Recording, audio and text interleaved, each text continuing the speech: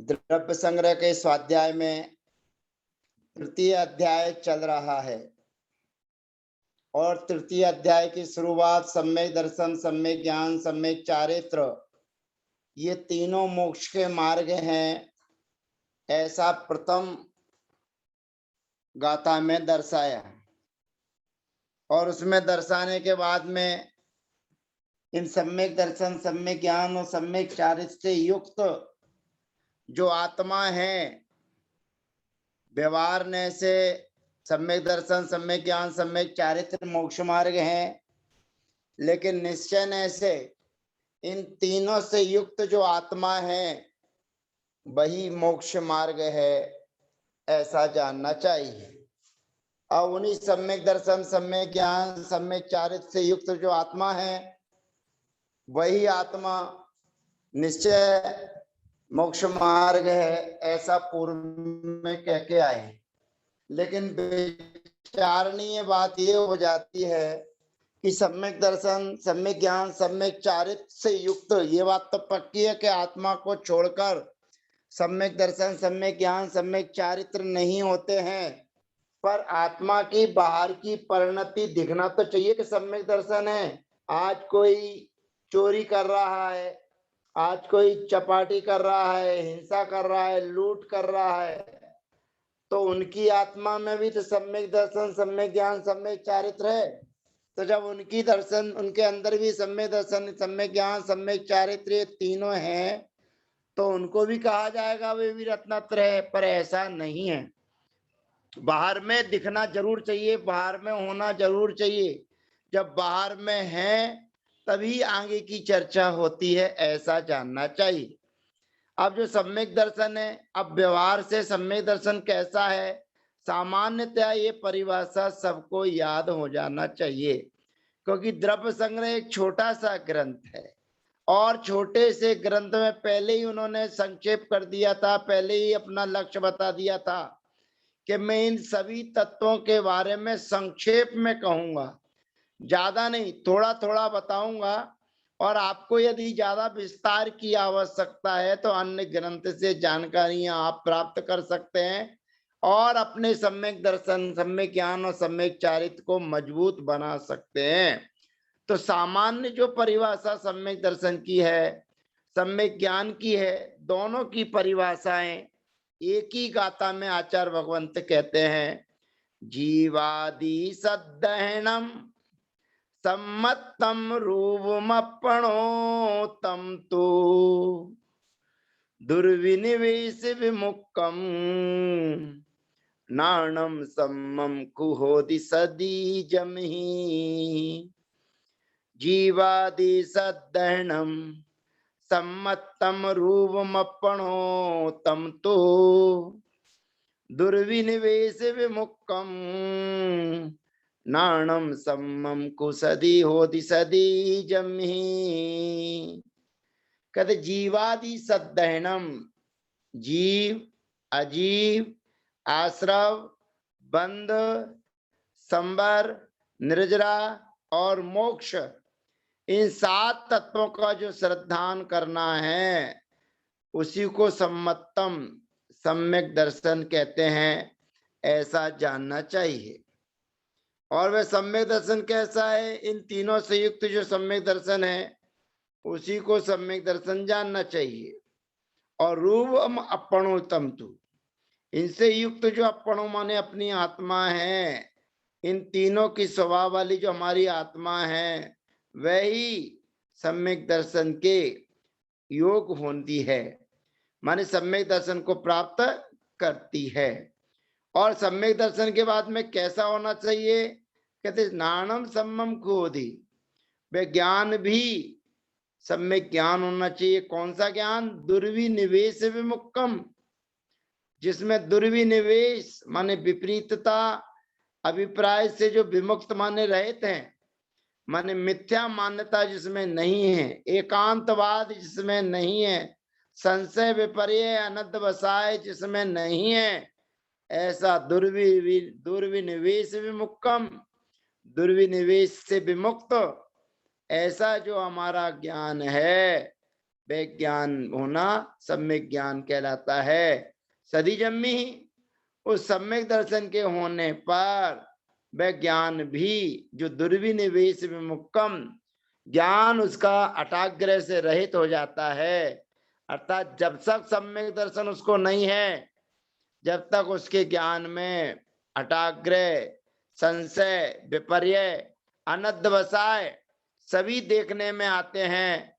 लेकिन जब ये दुर्विनिवेश विमुक्तम, जब सम्यक दर्शन ये प्राप्त कर लेता है, तो उसका जो विपरीत अभिप्राय है, विपरीत मान्यता है, विपरीत कार्य हैं, वे उनसे विमुक्तम माने रहित हो जाता है।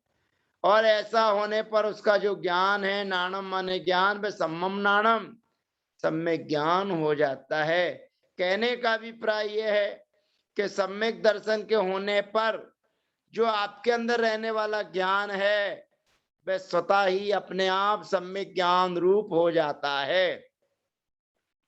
उसको अलग से करने की आवश्यकता नहीं है। आचार्य भगवंत दृष्टांत देते हैं, जैसे आकाश में सूर्य का दिखना और मेघ का हटना, दोनों एक साथ होते हैं, कोई आगे पीछे नहीं। दीपक का जलना और प्रकाश का होना दोनों एक साथ होते हैं, कोई आगे पीछे नहीं है। तो ऐसे आकाश में मेघ थे, सूर्य आया, तो सूर्य का आना और मेघ का जाना दोनों एक साथ रहेंगे। आप कहेंगे कि सूर्य का उदय आ जाए और मेघ भी बने रहें, बादल भी बने रहें, तो ऐसा संभव नहीं है। आप सोचे कि दीपक जल जाए और प्रकाश ना हो, ऐसा भी संभव नहीं है। तो दीपक का जलना और प्रकाश का होना ये युगपत है, आगे पीछे नहीं है। ऐसे ही सम्यक दर्शन जब इसको होता है, तो उसका जो ज्ञान है वह ज्ञान सम्यक ज्ञान रूप हो जाता है। जैसे इंद्रभूति, अब इंद्रभूति 500 शिष्यों का अधिपति, 500 शिष्य जिसके पास में है, अभिमानी कि मेरे 500 शिष्य हैं, ऐसे 500 शिष्यों के साथ में रहने वाला वह इंद्रभूति जब भगवान महावीर के समूह शरण में आता है, मानस स्तंभ के दर्शन करता है, तो यहाँ पर आकर कोई नई चीज उसको प्राप्त नहीं हुई। कोई ऐसा नहीं है कि कोई पुरानी चीज अंदर बैठी हो, उसका त्याग करो फिर नई चीज को ग्रहण करो, नहीं। जो विपरीत अभिप्राय उसका था, विपरीत मान्यता जिसकी उसके अंदर बैठी हुई थी, फिर विपरीत मान्यता उसकी समाप्त हो गई। और जहां विपरीत मान्यता समाप्त हुई और ये विश्वास आ गया, ये मन में दृढ़ता आ गई कि जो कुछ है ये वीतराग मार्ग ही श्रेष्ठ मार्ग है, इसके अलावा कोई मार्ग नहीं है, ऐसा जब उसने निर्णय कर लिया, तो वही उसके अंदर रहने वाला ज्ञान ज्ञान रूप में परिणत हो गया और उसने तुरंत सम्यक दर्शन के साथ चारित्र को भी अंगीकार कर लिया। तो यह ध्यान रखने वाली बात यह है कि जब इस जीव को सम्यक दर्शन होता है, तो सम्यक दर्शन होने के बाद में उसका ज्ञान अपने आप सम्यक ज्ञान रूप हो जाता है, अलग से सम्यक ज्ञान करने की आवश्यकता नहीं पड़ती है। और सम्यक दर्शन और सम्यक ज्ञान होने के बाद यह नियम से चारित्र को प्राप्त होता है और चारित्र को प्राप्त होना चाहिए। यदि ये चारित्र को प्राप्त नहीं होता है, तो ये मत समझना कि भाई उसको सम्यक दर्शन है तो सब कुछ हो गया। जैसे जल से बाहर निकालने पर मछली को तड़पन होती है, ऐसे ही एक बार जिस जीव को सम्यक दर्शन होता है और उसका मिथ्या ज्ञान सम्यक ज्ञान रूप हो जाता है, तो वो संसार में रहता हुआ भी भरत चक्रवर्ती की तरह तड़पता रहता है। संसार उसको असार लगता है, और जिस जीव को संसार असार लगता है, भले ही वो संसार में फंसा हुआ है, संसार में रह रहा है, अपने आवश्यक कार्यों को कर रहा है, अपने आवश्यक कर्तव्यों को कर रहा है, बच्चों को पढ़ा रहा है, बच्चों को लिखा रहा है, और जो भी आरम सारम हिंसा आदि कार्य हैं वे सब कुछ करता हुआ भी लक्ष्य उसका एक ही है कि मार्ग बीतराग है। आचार्य भगवंत गोमट सार जीव कांड में कहते हैं कि जो इंद्रियों से भी विरक्त नहीं है, पंच इंद्रियों के विषयों से भी विरक्त नहीं है, नो इंद्रिय सुविरता, और न पंच इंद्रिय जीवों की विराधना कर रहा है, लेकिन पंच इंद्रिय जीवों की विराधना से भी जो विरक्त नहीं है, यानी कि खेती कर रहा है, व्यापार कर रहा है, लेकिन सब कुछ करते हुए उसका लक्ष्य एक निर्धारित है, और जो लक्ष्य उसका निर्धारित है तो लक्ष्य को प्राप्त करने की कोशिश करता है। जैसे एक विद्यार्थी पढ़ाई करता है तो जो विद्यार्थी लक्ष्य की ओर रहते हैं, लक्ष्य निर्धारित कर लेते हैं, लक्ष्य को पहले सामने रखते हैं कि मेरे को करना क्या है, मेरे को पढ़ाई क्यों करना है, किस लिए करना है, ये लक्ष्य जब उसका निर्धारित होता है तो उसकी पढ़ाई का स्तर भी उसी प्रकार से अपने आप स्वतः ही होने लगता है, बढ़ने लगता है। तो हमें और आपको भी सम्यक दर्शन, सम्यक ज्ञान, ये दोनों यदि हो गए हैं तो हमारा अब अगला लक्ष्य है सम्यक चारित्र को प्राप्त करना। सम्यक चारित्र को प्राप्त करने की कोशिश इस जीव को अवश्य ही करना चाहिए, क्योंकि बिना सम्यक दर्शन के, बिना सम्यक ज्ञान के चारित्र होता नहीं है, और सम्यक दर्शन और ज्ञान के होने पर चारित्र नियम से होता है। ये आप अपने मन में विश्वास रखिए। अगर आप चारित्र की तरफ नहीं बढ़ पा रहे हैं, यदि आप चारित्र को प्राप्त नहीं हो पा रहे हैं, आपके अंदर त्याग भाव नहीं आ पा रहा है, इसका मतलब यह है कि आपके सम्यक दर्शन में कहीं ना कहीं अभी कमी है। सम्यक दर्शन में आपकी निर्मलता नहीं है, और सम्यक दर्शन हो जाने पर वो किसी की निंदा नहीं करता है, वह किसी की आलोचना नहीं करता है, किसी की बुराइयां उसको नजर नहीं आती हैं, और बुराइयां देखते हुए भी वो उनको देखता नहीं है। वह तो जगत का है स्वभाव हुआ, संसार की विचित्रता क्या है, उस विचित्रता के बारे में चिंतन मनन करता रहता है। तो यहाँ पर जीवादि सद्दैनम, जीवादि सात तत्वों का जो श्रद्धान करना है वही अपनो रूपम आत्मा का स्वरूप है, और वह आत्मा का स्वरूप दुर्विनिवेश विमुक्तम, दुर्विनिवेश माने विपरीत जो मान्यता है, विपरीत जो अभिप्राय है, उससे विमुक्तम माने रहित है।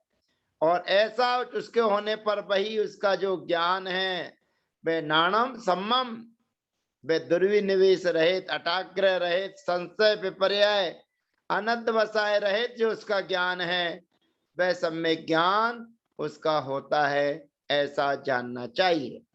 तो जीवादि तत्वों का यथार्थ श्रद्धान करना सम्यक है, और वह सम्यक तो आत्मा का स्वभाव है। ये तो पक्की बात है, क्योंकि सम्यक दर्शन कोई बाजार में नहीं मिलता है, कोई हाट में नहीं मिलता है कि आप जाओ, आप 100 रुपए का खरीद लाओ या 200 रुपए का खरीद लाओ। 1000, 2000, लाख, करोड़ कितने रुपए का भी चाहोगे तो सम्यक दर्शन कहीं मार्केट में मिलने वाला नहीं है। इसीलिए चक्रवर्ती भगवान के सामने आकर निवेदन करता है, भगवान आपके दर्शन मुझे मिलते रहें, और आपके दर्शनों के साथ मुझे चक्रवर्ती का पद यदि ना भी मिले, यदि मैं गरीब रहूं, मेरे पास में कोई साधन ना रहे तो अच्छा है, परंतु मैं चक्रवर्ती होकर आपके बिना और आपके अभाव में नहीं रहना चाहता हूं।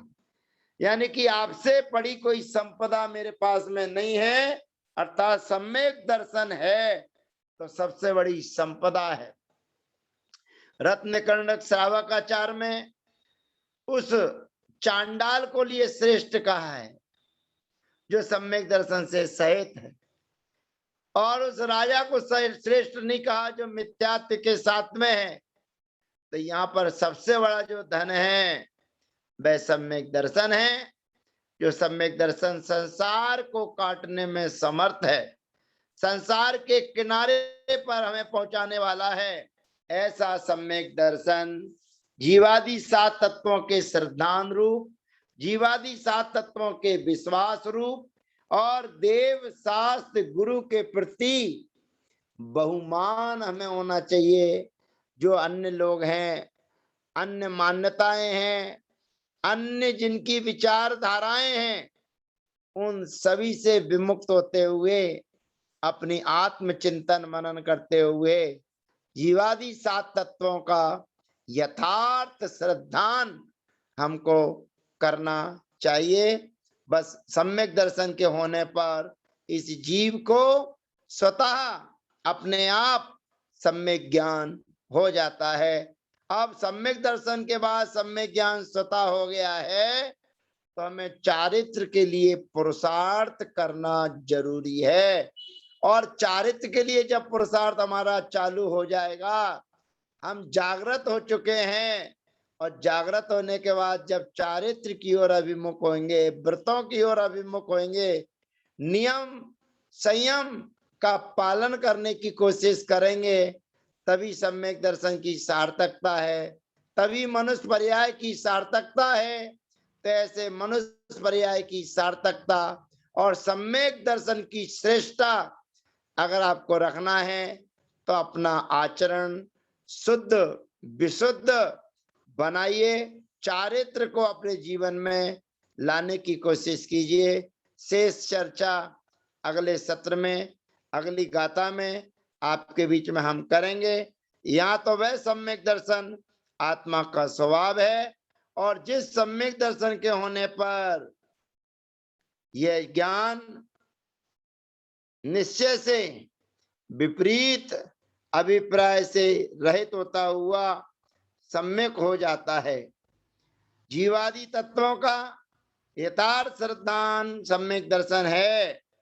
सम्यक दर्शन के होने पर ज्ञान संशय विपर्य और अनद्वसाय से रहित होकर सम्यक ज्ञान हो जाता है।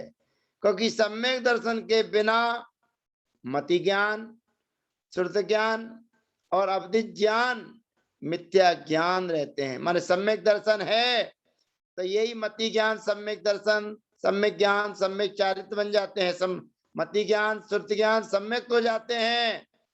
लेकिन सम्यक दर्शन से रहित तो ये कुमति, कुश्रुत और कुअवधि बन जाते हैं।